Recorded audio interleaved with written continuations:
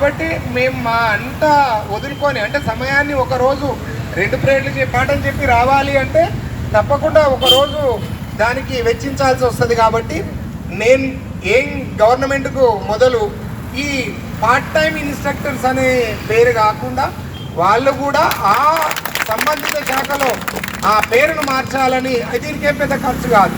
అదేవిధంగా వాళ్ళకి ఇస్తున్నటువంటి ఏదైతే గౌరవ వేతనం ఉందో అది గౌరవప్రదంగా లేదు.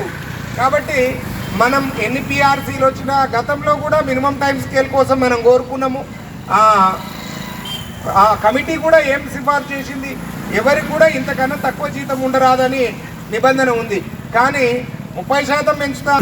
ఇప్పుడున్నటువంటి మొదటి ప్రాధాన్యత కలిగినటువంటి మన డిమాండ్ అందరినీ రెగ్యులరైజ్ చేయి. ఫస్ట్ భద్రతా భావం లేకుండా నేను ఈ బాధ్యతలు నాకు దేవుడు ఈ టీచింగ్ ఫీల్డ్లో నాకు అవకాశం ఇచ్చిండు. దీనికి వేరే ఉద్యోగం వస్తే పోతనేమో కానీ అంతవరకు ఇది నాకు ఇది రాష్ట్ర వ్యాప్తంగా జరుగుతున్నది. కాబట్టి మీరందరూ కూడా మీరు ఒక్కటి మనసంతా స్కూల్ మీద పిల్లల మీద ఉన్నప్పటికీ అరే నా సిలబస్ వెనకబడ్డది, నేను బాగా చెప్పేది ఉండే, ఈసారి 10/10 నా స్కూల్కి రావాల్సి ఉండే, లేదా గ్రేడ్ పాయింట్స్ని మంచిగా తెచ్చి నా బడి మిగతా అందరు ఎస్ఓల కన్నా పేరు తెచ్చుకోవాలని ఉన్నా, లేదా ఒక సబ్జెక్ట్ టీచర్ నాతో ఎక్కువ గ్రేడ్ పాయింట్స్ వచ్చినాయనే ఆశ ఉన్నప్పటికీ అది ఇంకా సమయం ఉంది. ఫస్ట్ మనని ఏదైతే పోషిస్తున్నామో మనకు ఉద్యోగులు ఎవరైనా సరే ఒకవేళ ఉద్యమంలో నెగిటివ్ అప్రోచ్ ఉంటే దాన్ని విడనాడి తప్పకుండా రాష్ట్ర వ్యాప్తంగా జరుగుతుంది. మనం వద్దన్నా యూనిఫామ్గా అందరము చేయాల్సిన బాధ్యతల్లో ఏం నామ్స్ వస్తాయో దానికి కట్టుబడే ఉంటాం కాబట్టి ఇబ్బంది ఏం లేదు. ఇక్కడ మనం అడుగుతున్నది మళ్ళీ ఒకసారి గుర్తు చేసుకోండి. ఇప్పుడు 8 నెలలు జీతం తీసుకొని లేదా 10 నెలలు జీతం తీసుకొని మిగతా 2 నెలలు ఈ కృష్ణకుమారే ఉన్నాడు. ఏం పని చేసుకోవాలి? ఈ నుంచి ఆయనకి ఇచ్చేటువంటి 11,500కు ఎక్కడ ఉన్న మొగులు మడకకు ఎదుకోవాల్సి వస్తుంది.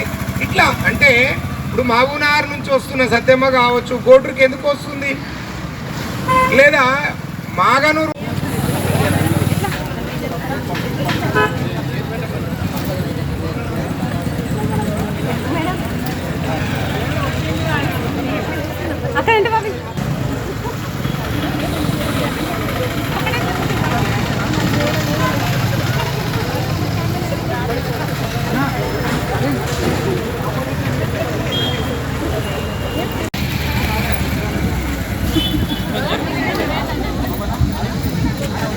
తీస్తున్నా ఒక నిమిషం.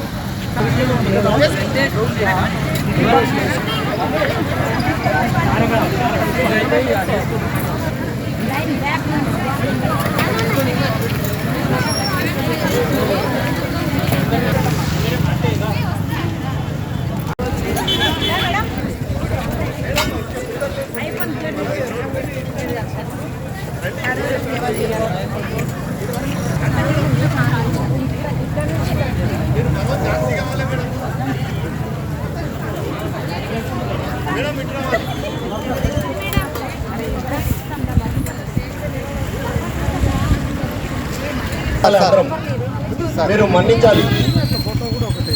దీంట్లో 2 వస్తాయన్న. ఎవరు కూడా నిలబడి తినొద్దు.